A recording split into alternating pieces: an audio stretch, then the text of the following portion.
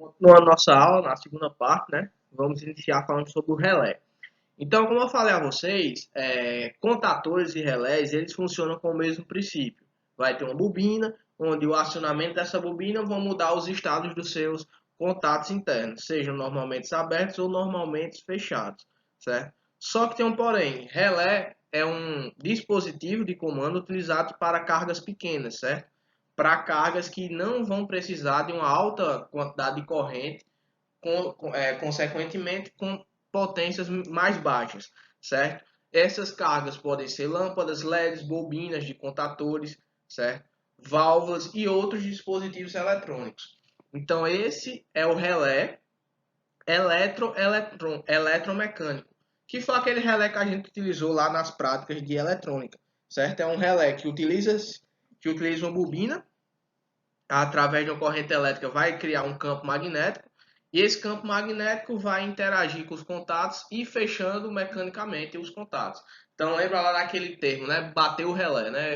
A gente escutou aquele barulhinho, o tic, e isso significa que o relé mudou de posição. Certo? Aqui está a foto, né, de alguns relés desses, relés industriais, né? São relés que têm maiores, mais contatos, né, do que aquele que a gente utilizou na de eletrônica. Temos também esses tipos de relés que parecem um borne, certo? E entre outros tipos aí também, entre outras formas de relé. E a simbologia do relé, esse é o relé eletroeletrônico, eletromecânico, desculpe. Ele utiliza tanto do meio elétrico quanto do meio mecânico para funcionar. A bobina e os seus terminais. Tem relés como os que nós usamos, que tem apenas um terminal, onde esse terminal pode ser normalmente fechado ou normalmente aberto, e utilizamos o comum, né, o pino comum, para energizar a carga do outro lado. Certo? Então, uma utilização dele seria para informar se a máquina está ligada ou desligada. Então, poderia colocar aqui um sinalizador vermelho e do outro lado o sinalizador verde. Com a máquina desligada, o relé sem estar acionado vai estar acionada a luz vermelha. Quando a gente liga essa máquina, o relé vai bater e vai acionar a luz verde e a vermelha vai desligar. Isso é um exemplo de uma aplicação, né? Certo? Entre outras aí. Então, existe também o tipo de relé que é relé de estado sólido. Talvez esse tipo de relé vocês não tenham visto ainda em outros lugares. O que seria o relé de estado sólido? Ele tem a mesma função do relé eletromecânico, só que ele não fecha e abre os contatos de forma mecânica, certo? Em vez de termos bobina dentro do relé, nós temos tiristores ou transistores dentro fazendo seu acionamento. Então eu vou ter dois terminais, certo? Que vai fazer o acionamento dos seus contatos. Então, se é um contato normalmente aberto do outro lado, vai fechar. Se for normalmente fechado, vai abrir. E dessa maneira eu não escuto o barulho do relé, o famoso bater o relé, certo? Eu também vou ter um relé que ele vai se fechar ou se abrir de forma elétrica, de forma eletrônica, certo? Que é a partir dos transistores e tiristores, MOSFETs, IGBTs, certo? Então ele vai ter uma vida útil maior por aguentar um número maior de seccionamentos, certo? Por não ter contatos físicos. Então, nós temos essas vantagens quando utilizamos o relé de estado sólido, certo? Uma desvantagem do relé de estado sólido é que ele é um pouco grande, certo? E em vez de utilizarmos um relé de estado sólido, que suporta uma alta corrente, a gente pode utilizar o relé de estado sólido para alimentar cargas maiores, certo? Só que, por exemplo, um motor trifásico, vocês vão ver no vídeo que eu vou indicar a vocês. No motor trifásico, por exemplo, se eu quiser acionar um motor trifásico com relé de estado sólido, eu precisaria usar 3 relés de estado sólido, cada relé de estado sólido com um contato normalmente aberto.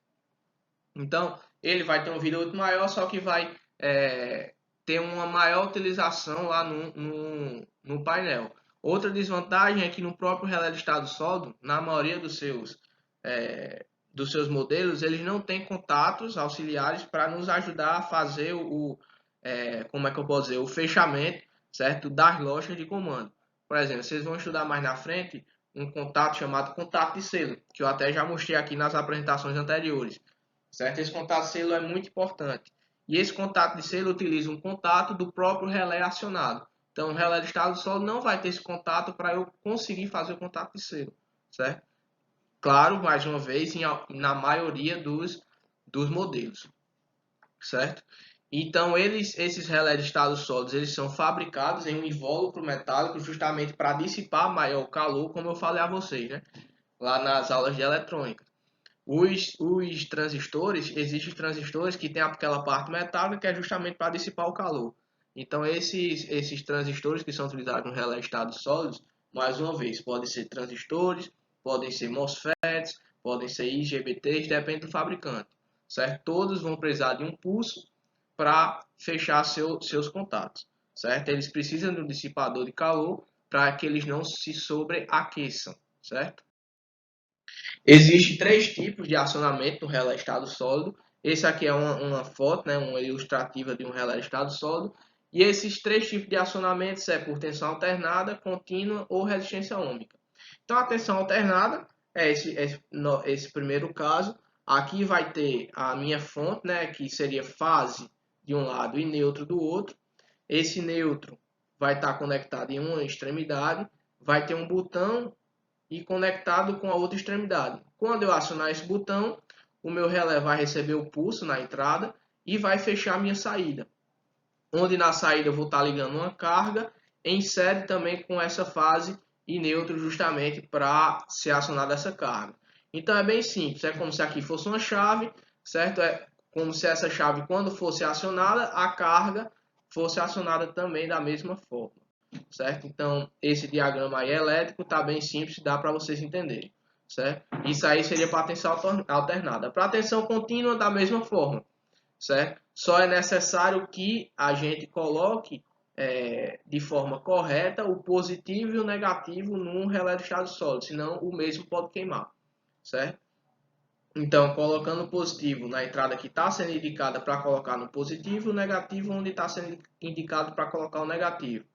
Quando eu aciono essa pequena chave, esse relé vai acionar minha saída e minha carga vai ser acionada também. Caso, se essa carga for para tensão alternada, vou utilizar uma fonte de tensão alternada. Se for uma carga de tensão contínua, eu utilizo de tensão contínua. Se o meu relé de estado sólido tiver uma saída para tensão contínua também, certo? Então isso aí é importante.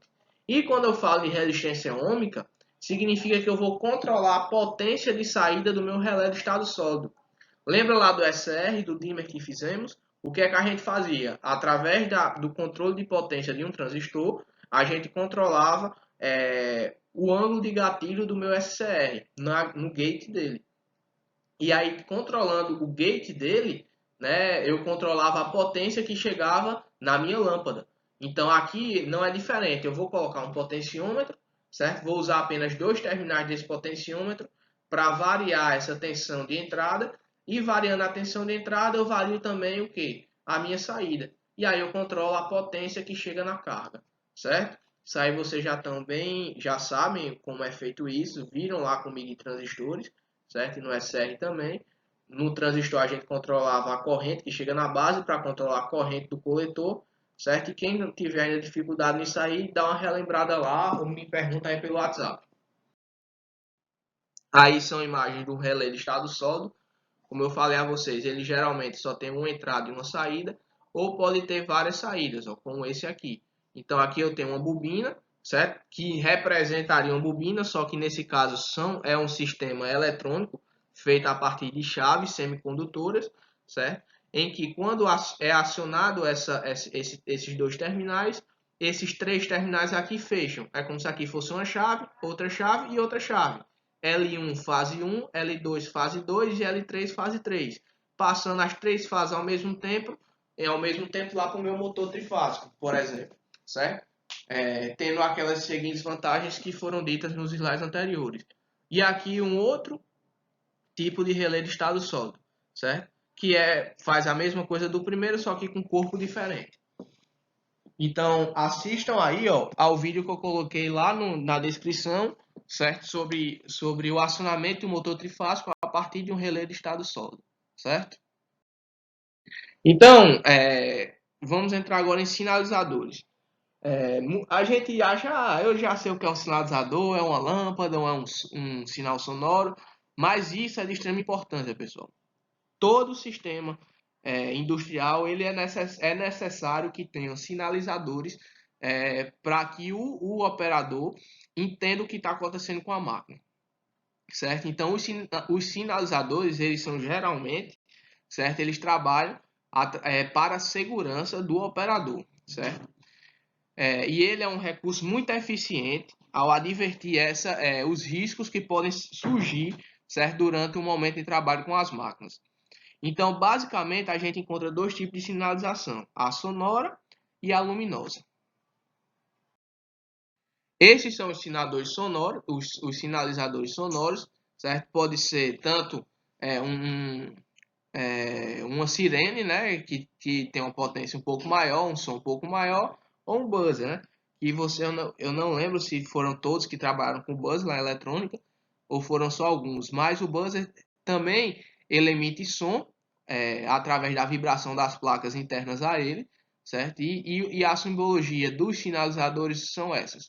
Essas aqui das sirenes e essas aqui dos buzzers, certo? Sendo sirene um som de uma potência mais alta e o buzzer de uma potência mais baixa. E aí são os sinalizadores luminosos, certo?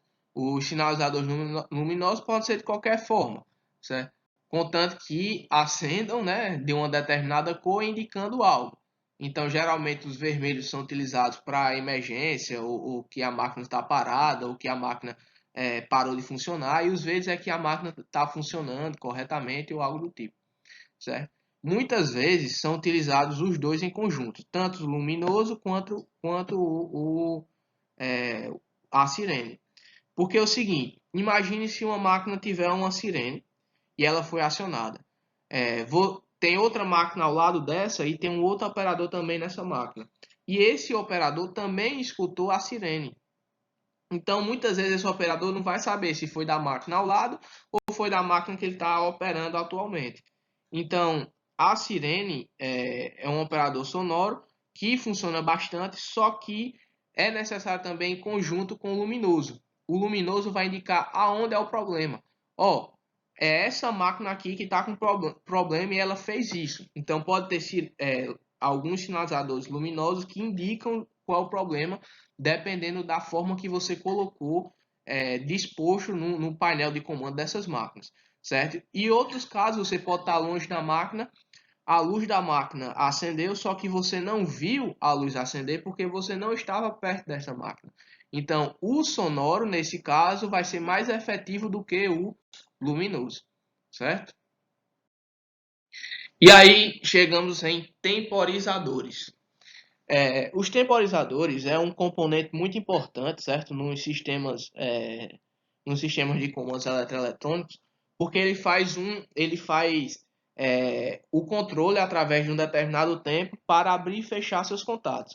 Então, por conta disso, eles são muito utilizados em partida de motores estrela e triângulo, por exemplo, que vocês vão estudar, inclusive vão fazer experimentalmente um pouco mais na frente, certo? Então, quando suas bobinas são acionadas, ele controla o tempo de mudança de seus contatos. Então, através desse tempo de mudança dos seus contatos, você pode fazer várias aplicações, certo? O que você imaginar, você pode fazer com o temporizador. Então, alguns modelos de temporizadores quando são energizados e outros quando são desenergizados. O que é isso, pessoal? Eu coloquei um vídeo também para isso, tá na descrição que vocês vão entender melhor, que é o cara lá fazendo na prática. Então, quando é um modelo de temporizador que temporiza na energização, isso quer dizer o quê? Eu vou ter aqui uma bobina, como vocês estão vendo, ó, A1 e A2, ó, lá embaixo, A1 positivo e A2 negativo, e vou ter igual um relé, aquele relé que nós utilizamos. Vou ter um comum, que é o 15, vou ter um contato normalmente fechado, que é 15, 16, e um contato normalmente aberto, que é 15, 18. Então, eu energizei essa bobina e eu coloquei para que o contato abrisse ou fechasse com 5 segundos. Então, no momento que eu energizei, certo?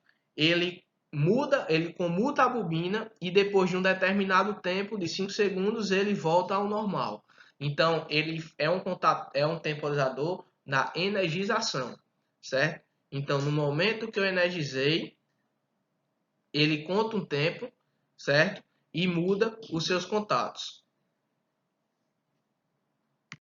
Pessoal, só para deixar claro, que eu acho que no início eu falei trocado. Quando eu tenho um temporizador na energização, certo? Eu energizo sua bobina, depois de 5 segundos, se for o tempo que eu determinei para ele trocar o contato, depois de 5 segundos ele inverte o contato e fica ligado lá, até que eu desenergize sua bobina novamente e ligue de novo.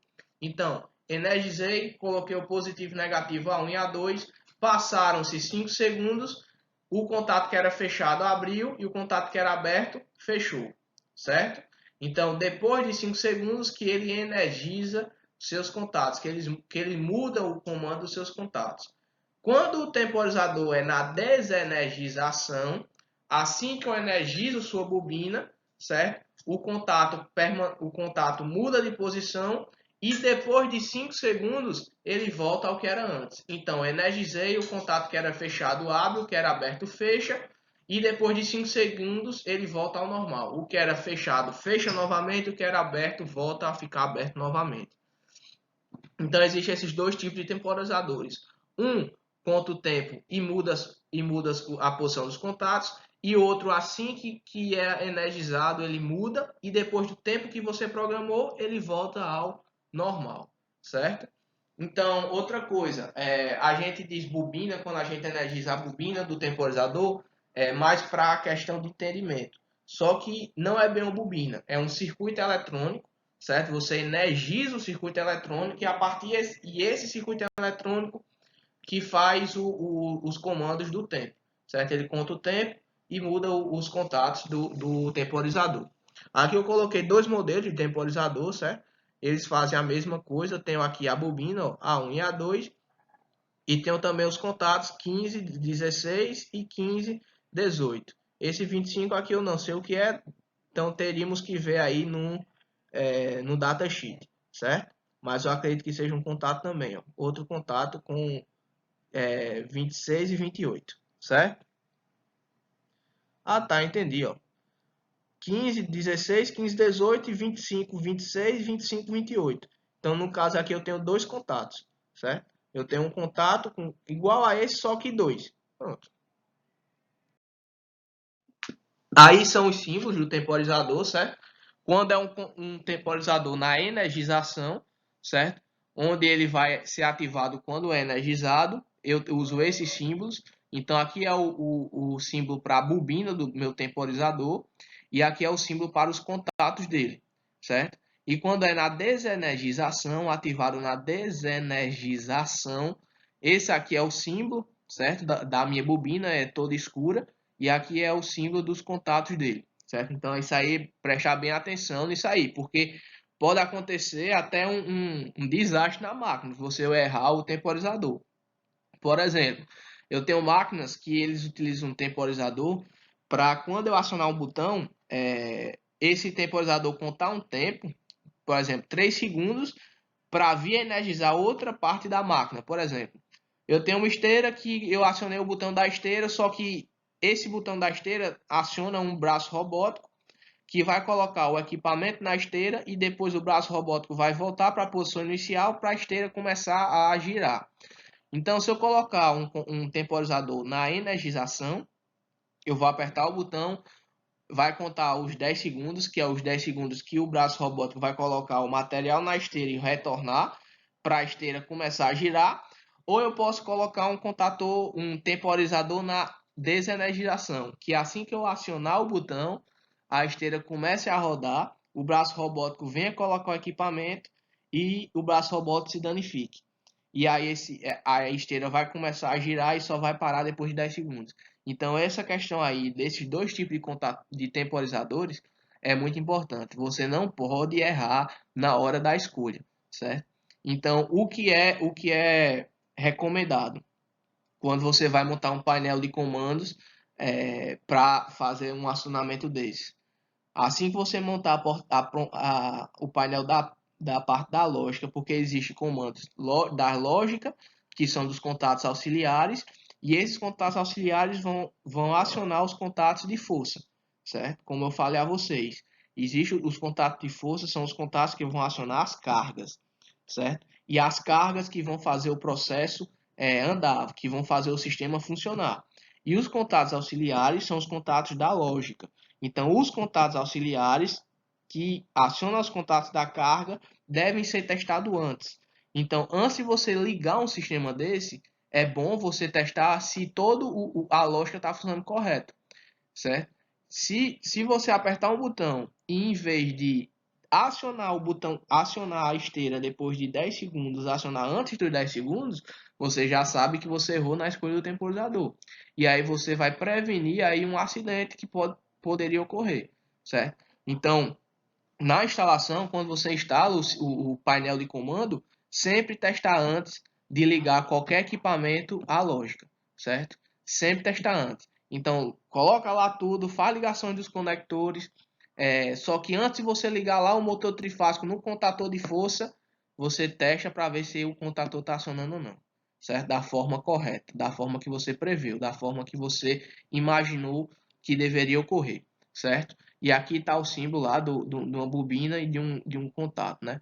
Se essa bobina for acionada, vai contar o tempo, 5 segundos, 10 segundos, 15 segundos, e depois desse tempo, esse comando, onde estava fechado, abre, onde estava aberto, fecha, certo? Se fosse um contator de desenergização, assim que eu acionasse, ele já mudaria de, de estado, certo? Se o que está fechado abre, o que está aberto fecha, e depois do tempo que eu regulei, depois de contar o tempo, ele retornava para o que era antes, certo? Então tem essa diferença aí desses dois temporizadores. Uma parte que é muito importante, uma parte que é muito importante e muita gente não dá muita atenção, até porque é fácil, simples, são as partes dos conectores, certo? Lá em eletrônica, a gente não utilizou muitos conectores por falta deles, não porque não eram importantes. Então, em todas aquelas placas que vocês fizeram, certo? Que vocês fizeram, as PCIs, o ideal era usar conectores de entradas e conectores de saída, certo? Para fazer a conexão dos fios. Então, esses conectores, eles são importantes demais, certo? Existem várias normas e regras, certo? Para a utilização dos mesmos. Então, essa é a simbologia, certo? De conector, esse é uma bola branca, certo? Conector Borne é um componente utilizado dentro dos painéis de comando para interligação de elétrica de dispositivos. Ou você pode fazer uma extensão de um mesmo fio, ou conectar dois dispositivos, um contactor com um relé com um temporizador, certo? E também tem esse outro símbolo, certo? Que ele determina a interligação elétrica a ser realizada em um local determinado pelo técnico, certo? Então é uma conexão que deverá ser feita, certo? Então aí tem a norma e a simbologia. Então, os bornes, né? Esses conectores geralmente são chamados de bornes. E esses bornes eles possuem uma mola que pode ser metálica ou plástica, certo? E eles são fabricados de acordo com a bitola do fio que você vai utilizar. Então vocês sabem que para fios mais grossos a corrente é maior, certo? E para fios mais finos a corrente é menor. Então tanto o fio quanto o borne, o tipo do conector, ele precisa a suportar aquela corrente que vai passar por ele. Então, se eu estou usando uma corrente de até 40 amperes, eu vou utilizar o Borne SAC 6, que suporta uma corrente nominal, de 41 amperes e até 800 volts, certo? E o tipo de poste de fixação, que vocês vão ver depois, já já, é o EW35. E esse Borne SAC 6, ó, lá embaixo, ele consegue conectar um condutor de uma secção de 0,5 até 6 milímetros quadrados, certo? Então aqui estão os tipos de bornes, certo? A referência dos bornes, a corrente que cada um suporta, o código que vai ter na tampa desse borne, certo? E aqui embaixo, ó, o tipo de poste, que é o que a gente vai ver depois, e aqui a secção, o diâmetro, certo? De cada condutor desse. Então, para cada condutor existe um borne específico, certo? Bem como corrente elétrica. Então, aí está um exemplo de alguns bornes, certo? Eu coloquei essa imagem aqui que seria um borne de aterramento, certo? Um borne de aterramento, ele geralmente vem com uma cor diferenciada, justamente para o operador saber que borne é aquele. E aí é um borne amarelo e verde, que é geralmente a cor do aterramento, certo? E ele internamente, ó, pode ver que a parte de conexão do borne é interligado com o trilho DIN, justamente para deixar o aterramento mais efetivo, certo? Existem conectores tanto por mola quanto por parafuso. Uma coisa que vocês têm que entender é o seguinte, que não adianta, certo, na instalação você apertar de maneira intensa o borne, caso ele for de parafuso. Vai danificar o borne, como também pode danificar o fio, certo? Você não vai conectar de forma correta. Então, o correto é você conectar o borne com a força correta, uma torque correta, certo? Não tão forte nem tão fraco. E existem também os conectores com mola, que já vem aí, né, já garante a pressão adequada para o condutor se fixar lá dentro do equipamento, certo? Aí está outro exemplo, ó, de borne, certo? Um fio conectado de um lado e conectado de outro, e no meio está fazendo justamente essa conexão desse fio com esse, certo? E esse borne, ó, interligado ao trilho DIN, certo? E aqui um outro tipo de borne que é um borne mais chique, né? Ele vem com fusível, dentro dele, fazendo a proteção, né, do circuito, certo? Então, se é um borne de 30 amperes, suporte 30 amperes, vai ser um fusível lá de 30 amperes para que não passam corrente acima dessa. Tanto faz a proteção do borne quanto dos fios de conexão dele aí, certo? Aqui são alguns acessórios, certo? Para a régua de bornes. Essa aí é a tampa plástica para o borne, né? Plástico porque não pode ser um material metálico, não até para vocês não tomarem choque, para o operador não tomar choque. E é a tampa que bota na lateral do o poste que eu falei a vocês, esse poste vai conectar justamente no trilho, certo? E aí são postes, é chamado de poste justamente porque é uma parte que encaixa na base, né? É o que vai fazer a fixação de todo o borne. Placas separadoras. O que são essas placas separadoras? Aqui tem vários bornes, ó. Daqui até aqui é borne, placa separadora. Daqui até aqui é outros bornes, placa separadora. Essa placa separadora pode separar circuitos, sistemas. Então, por exemplo, em um lado você tem os sensores e do outro lado você tem os dispositivos de controle, que são contatores, relés, certo? E aí eu quero que aqui só venha os fios dos sensores, que são os pulsos, e aqui eu quero que venha apenas os fios dos conectores, certo? E aí dessa forma você consegue, como é que eu posso dizer? Você consegue organizar, certo? Cada borne em cada segmento seu. Então, ou então colocar outra fileira de bornes aqui de apenas bornes para carga, certo? E assim por diante. Outra coisa muito importante nos sistemas, nos painéis eletrônicos, é a identificação, certo? E nesse caso, a identificação dos bornes. Existe identificadores de bornes, certo? Só para identificar eles e aonde você deve encaixá-los. Então, pessoal, a organização no painel de comando é essencial. Vocês vão fazer práticas nos painéis em algumas disciplinas posteriores a essas, que se vocês não montarem o painel organizado, o professor lá, o Wellington, o professor Josinaldo, ou quem for ensinar vocês nessa disciplina, vão pegar e mandar você refazer. Então, a organização no sistema no painel de comandos eletrônicos industriais é essencial, certo? E para isso você precisa identificar os fios. Tá ok?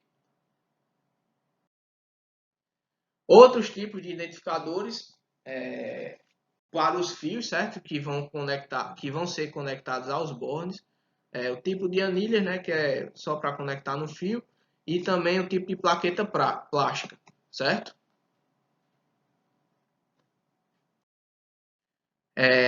Também pode ser por fita adesiva. E agora vem a fixação dos condutores, em relação à fixação dos condutores. Imagina aí um painel de comando que tem todos os fios soltos, um em cima do outro. Impossível de você trabalhar num painel de comando desse, tanto para você montar quanto para você fazer uma manutenção, certo? Então é necessário que você utilize de suportes autocolantes como esses, espiral, duta espiral, né, como esse aqui que eu acredito que alguém já viu, ou braçadeiras plásticas, ou como vocês viram no vídeo. É importante utilizar também o que? Eletrodutos, certo? Então, canaletas, desculpem. Vocês precisam deixar os fios de formas fixas para que não venha causar nenhum curto-circuito, certo? Em alguma parte do comando, ou até mesmo para quando alguém vier e for fazer a manutenção, ver aquele painel todo organizado e saber onde cada fio, o que cada fio daquele faz. Senão fica muito mais difícil de achar qual é o problema do painel de comando. E vocês sabem, numa indústria, tempo parado é dinheiro, certo? E aí, os terminais, certo? Os terminais elétricos, vocês sabem que eles têm vários tipos de terminais, como que são por fios entrelaçados ou até fio rígido, certo? E para encaixar no borne esses fios, é bom que eles estejam bem juntinhos para não causar mau contato ou um fio desse não pegar no outro, certo? E para isso acontecer, são utilizados terminais, como vocês estão vendo aí nessa figura. Tem vários tipos de terminais aqui e cada terminal desse é justamente para suportar uma determinada corrente, uma determinada tensão. E existe o alicate prensa terminal, que é justamente o alicate que você utiliza para prender esses terminais ao fio, à extremidade do fio, certo? E aqui são outros tipos de terminais onde, em vez de você amassar, né, vamos dizer assim, amassar a parte plástica, você amassa a parte metálica. Né? E dessa forma você prende ao fio esses terminais, certo? E acabou esse capítulo. Próximo capítulo máquinas elétricas, certo? Iniciando com transformador e depois indo para motores elétricos.